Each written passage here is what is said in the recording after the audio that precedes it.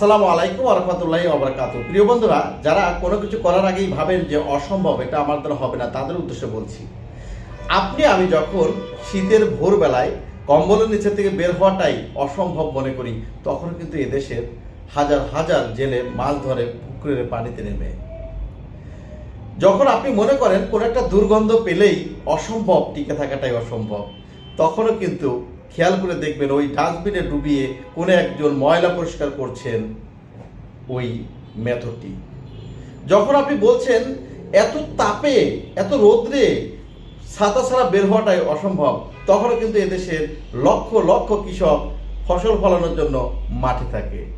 যখন আপনি অনেক রাতে, গভীর রাতে জেগে থাকাটাই অসম্ভব মনে করেন, তখনও কিন্তু এদেশের প্রশাসন, নাইট গার্ড, ড্রাইভাররা গভীর রাতেও কিন্তু গাড়ি চালায়। যখন আপনি মনে করেন যে এত যন্ত্রণা সহ্য করাটাই অসম্ভব, তখনও কিন্তু তার থেকে বেশি যন্ত্রণায় থাকে আপনার মা, যাদেরকে আমরা অতিষ্ঠ করেছি, তারপরেও কিন্তু তারা সম্ভব হয়েছে আমাদেরকে লালন পালন করা। যখন আপনি মনে করছেন প্রিয়জনকে দূরে থেকেই অসম্ভব, এদেশের লক্ষ লক্ষ প্রবাসীরা কিন্তু প্রমাণ করেছে যে প্রয়োজনে সকল প্রিয়জনদেরকে ছেড়ে চোখের জলে সেই বিদেশ করে কিন্তু সেটাও কিন্তু সম্ভব।